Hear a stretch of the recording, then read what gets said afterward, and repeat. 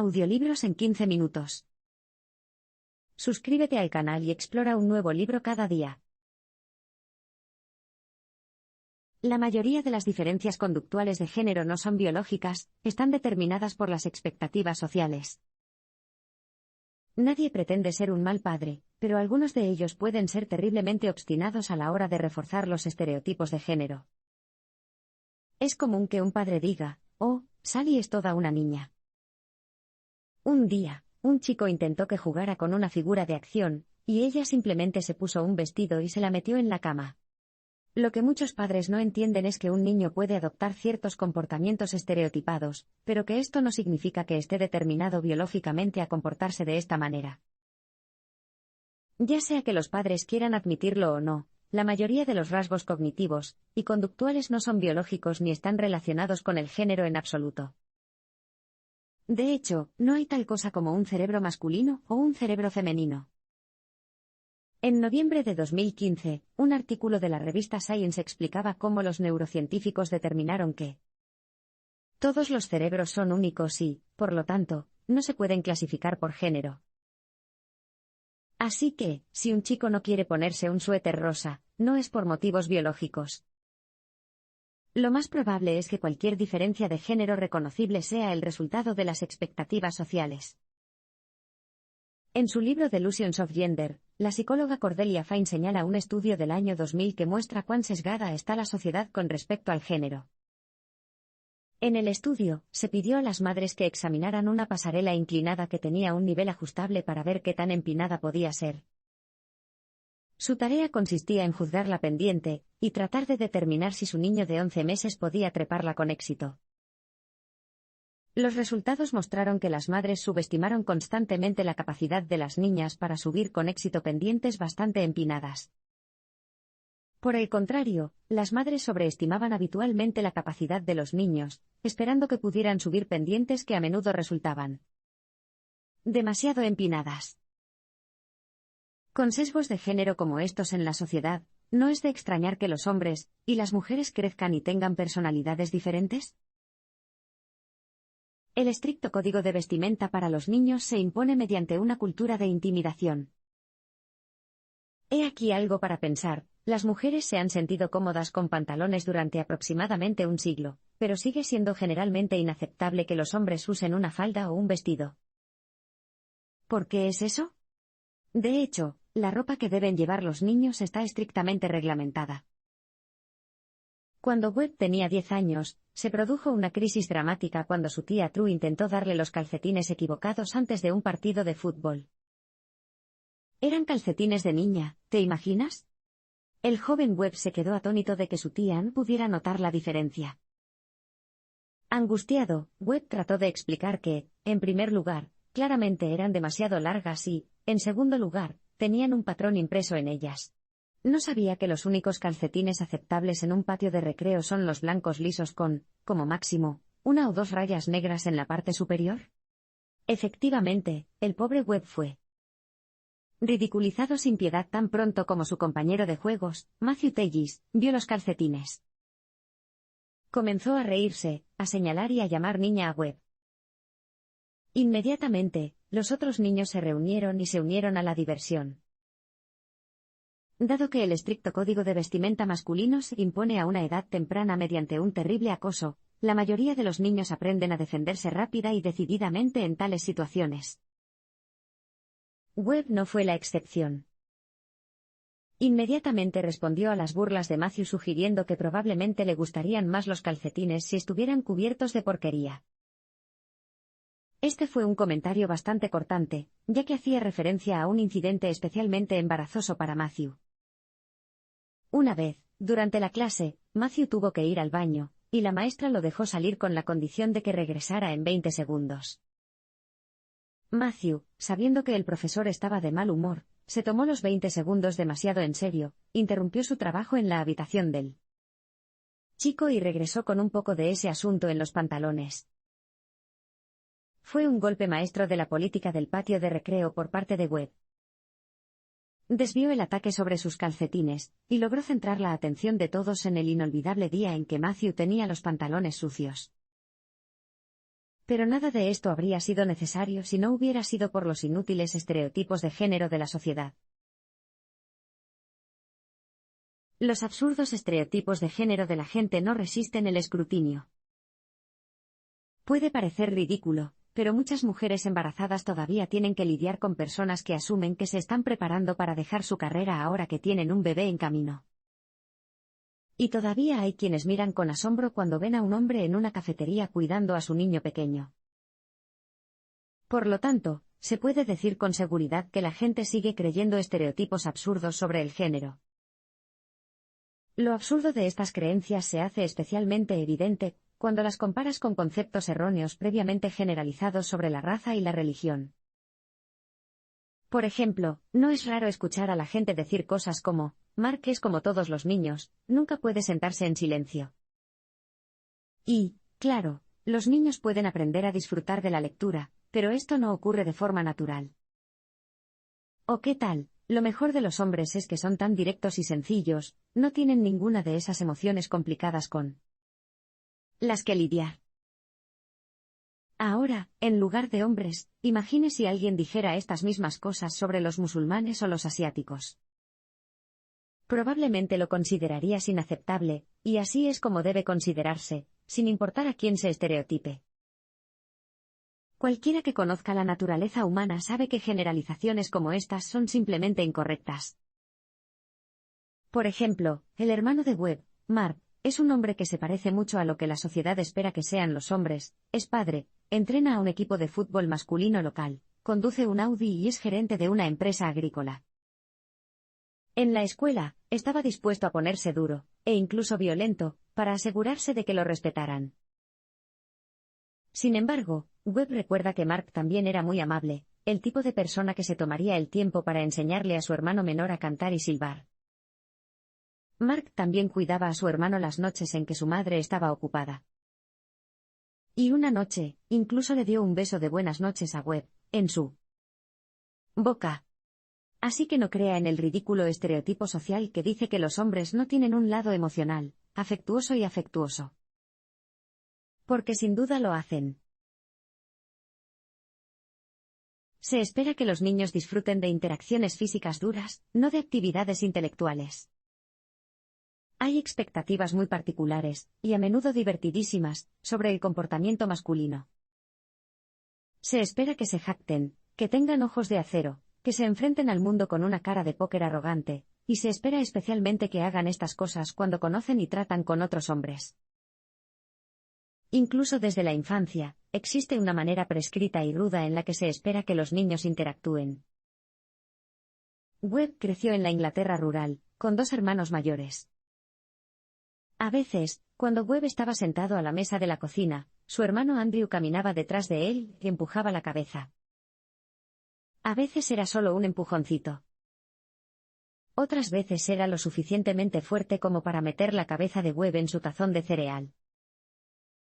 Sin embargo, este tipo de violencia siempre se hacía con afecto, al igual que las golpizas rituales a las que los hermanos recibían todos los martes por la tarde. En la habitación de Andrew, el trío participaba en todo tipo de peleas, que, la mayoría de las veces, terminaban con Webb golpeándose la cabeza contra algo con bastante fuerza, y luego fingiendo que no le dolía mucho. Además, los hombres ciertamente no deben gritar de dolor, del mismo modo que no deben tener inclinaciones intelectuales. Esta supuesta falta de inclinaciones cerebrales tiene incluso menos sentido que las otras reglas, ya que se espera que los niños crezcan y estén a cargo de las cosas. Sin embargo, ningún estudiante con aspiraciones de frialdad se atrevería a mostrar un deseo genuino de ser intelectual, ya que toda inteligencia es estrictamente anticuada. La suposición imperecedera es que los estudiantes inteligentes no pueden ser buenos en cosas prácticas como los deportes. Por lo tanto, todas las cosas intelectuales se consideran poco masculinas. Esto va de la mano con la creencia generalizada de que las hormonas que se encuentran en todos los adolescentes les dificultan seguir las reglas o sobresalir en el aula. Esta lógica errónea, según la cual estudiar mucho o disfrutar de las actividades intelectuales son signos de afeminación, puede ser muy perjudicial para la carrera académica de un joven. Ser acosado por obtener calificaciones altas ciertamente no fomenta el desarrollo de buenos hábitos de estudio. No se alienta a los niños a desarrollar habilidades sociales, por lo que los hombres tienden a evitar el contacto social. Un día, mientras viajaba en autobús a una excursión escolar, Webb fue abordado por su compañero de clase Gareth, que tenía un tablero de ajedrez en sus manos. Gareth no era exactamente el tipo de chico que Webb esperaría jugar al ajedrez, pero accedió a jugar una partida, y comenzó con la jugada inicial estándar de enviar un peón 2 casillas hacia adelante. Lo que sucedió después es un ejemplo clásico de lo mal que se comunican los niños. La primera jugada de Gareth fue enviar a su reina, y colocarla justo en el lugar desde donde acababa de moverse el peón de Webb, una violación flagrante de al menos 3 o 4 reglas diferentes del ajedrez. Desconcertado, Webb no se atrevió a decirle a Gareth que había hecho una jugada inválida, así que siguió jugando unos cuantos turnos más hasta que Gareth cantó jaque mate. Pero entonces Gareth quiso volver a jugar, y Webb tuvo que trazar la línea y negarse, dejando a Gareth enfurecido. Este tipo de situaciones se dan todo el tiempo entre los escolares. Lo lógico, por supuesto, habría sido que Webb le explicara amablemente a Gareth cómo se juega el ajedrez. Gareth podría haber expresado entonces su gratitud, y los dos niños podrían haber disfrutado de una buena partida de ajedrez. Pero tal conversación habría requerido un nivel de habilidad comunicativa que los niños rara vez alcanzan. A diferencia de las niñas, no se espera que los niños se conviertan en expertos en la interacción humana, otro estereotipo que tiene consecuencias desafortunadas. De hecho, con demasiada frecuencia, los niños se convierten en hombres que evitan el contacto social y tienen problemas para resolver conflictos. De adulto, Webb conversó una vez con un amigo que le explicó que sus vecinos habían estado usando sus botes de basura para deshacerse de su basura. Pero en lugar de tener una conversación para resolver el conflicto, el amigo decidió hacer las maletas y marcharse. Claro, fue en una casa muy similar en el mismo vecindario, pero aún así, este es el nivel de evasión al que un hombre recurre para evitar conflictos. Como se cree que los niños están mal preparados para aprender buenos modales y habilidades de conversación, se convierten en hombres que evitan los conflictos o se pelean. Y dado que luchar es la respuesta más mal vista, la única opción disponible es la evitación. Esto no solo puede hacer que un hombre adulto se aleje de sus molestos vecinos, sino que también puede llevar al aislamiento y la soledad. La socialización masculina a menudo hace que los novios sean malos que ni siquiera se molestan en dejar a sus novias. Por lo general, los adolescentes son criaturas extrañas, llenas de incomodidad y autoafirmación, llenas de un miedo horrible al sexo y una necesidad abrumadora de experimentarlo. De alguna manera, muchos niños todavía logran entablar una relación en esta etapa, pero tener relaciones sexuales no garantiza que las cosas mejoren. La socialización masculina a menudo hace que los novios sean malos. Cuando tenía 17 años, Webb comenzó a salir con Isabel, su primera novia. Durante las 2 primeras semanas, las cosas salieron bastante bien, pero luego Webb e Isabel conocieron su horrible personalidad de novio. ¿Qué tan malo era el lado oscuro de Webb? ¿Qué tal ignorarla en la escuela, ser demasiado crítica con sus amigos y negarse a pasar tiempo con ellos, no reírse de ninguno de sus chistes, y nunca hacer una pregunta sobre su vida? Webb estaba lidiando con una situación común, estaba saliendo con alguien de quien no estaba enamorado. Pero como no tenía habilidades de comunicación, no sabía cómo manejarlo. Para empeorar las cosas, Isabel le escribió una sincera carta de amor en la que le preguntaba si solo estaba en la relación por el sexo dominical o si era realmente significativo para él.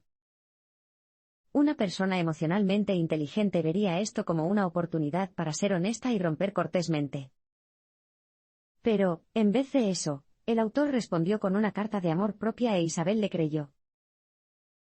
Esta es una de las muchas plagas sociales causadas por la falta de comunicación de los hombres, malos novios que ni siquiera pueden separarse adecuadamente.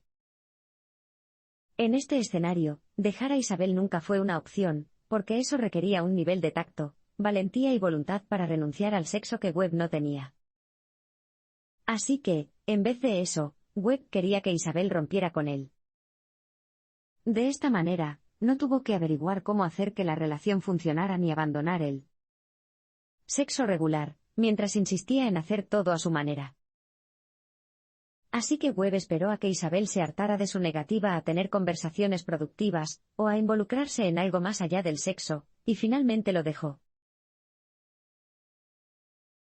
Es normal que los hombres lloren, e incluso los hombres heterosexuales pueden tener una relación sexual. ¿Has visto llorar a un adulto? Tal vez ocurrió una vez, cuando un tipo que conoces se vio abrumado por la emoción durante una película o una canción de Bruce Springsteen. Incluso si has sido testigo de esta rara visión, lo más probable es que el hombre en cuestión no quisiera que lo viera involucrado en una actividad tan poco masculina por excelencia. Pero por sí solos, a puerta cerrada, los hombres son libres de hacer todo tipo de cosas poco masculinas, incluso llorar a rabiar. Una vez, cuando teníamos 17 años, Webb se encontró acostado en la cama con su amigo Willy llorando. La madre de Webb había muerto recientemente de cáncer y, en ese momento, en la cama junto a su amigo, finalmente se dio cuenta de la realidad de su muerte. Fue una suerte para Webb que Will no fuera alguien que se aferrara a reglas estrictas sobre la masculinidad. Will no solo no huyó de la situación, sino que lo cogió de la mano y lo consoló, mientras la canción de Prince Sometimes It Snows in April sonaba en el estéreo. Cuando se sienten seguros y cómodos, los hombres harán más que llorar. A veces, incluso exploran su sexualidad. Sí, incluso un hombre heterosexual puede tener relaciones sexuales con otro hombre, especialmente si es un hombre del que has estado enamorado durante mucho tiempo, como lo hizo Webb con Will. Ahora, acostados juntos en la cama, algo extraordinario comenzó a suceder, y ninguna cantidad de testosterona iba a impedir que siguiera adelante. Puede que haya sido por curiosidad, o simplemente por una tierna y afectuosa simpatía por parte de Will, pero cuando Webb tocó a Will de manera sexual, no se resistió. Años después, los dos se volverían a encontrar, y Webb no se resistió cuando Will lo tocó. Estos encuentros no fueron exactamente sexo ardiente, pero ambos hombres compartieron sentimientos intensos y amorosos el uno por el otro. El romance finalmente terminó cuando Will se enamoró de una mujer, pero los dos lograron seguir siendo amigos, y disfrutar juntos de viajes por carretera por la zona rural de Lincolnshire. Se involucraban en acalorados debates culturales, y se hacían reír unos a otros mientras trataban de ver quién podía tener las mejores impresiones de sus amigos en común. Los hombres no son muy buenos para expresar sus emociones y pueden sobreorganizarse tiránicamente. Puede ser un momento vergonzoso ver a una mujer ser reprendida por un hombre, solo para que ella sonría incómodamente y dijera, esa es solo su manera de decir te amo.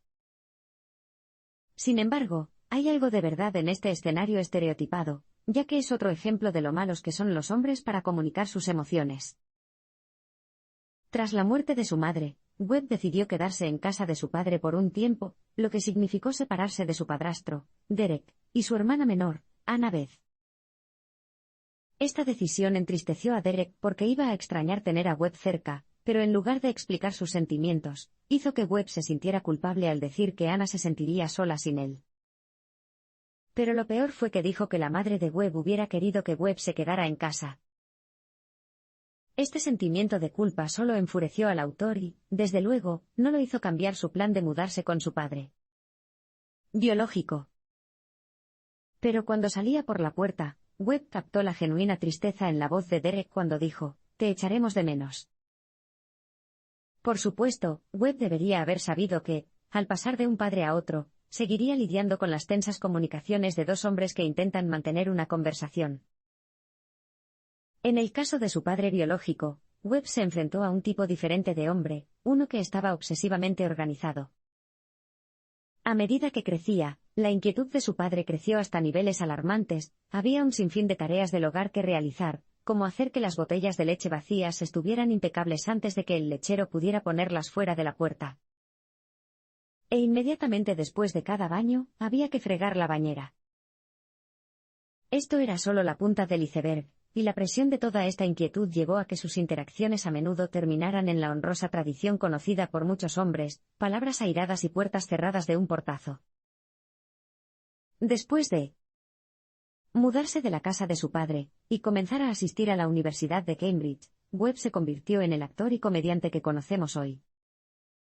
Y ahora, como escritor y padre, sabe que ser hombre no tiene por qué significar que seas un mal comunicador.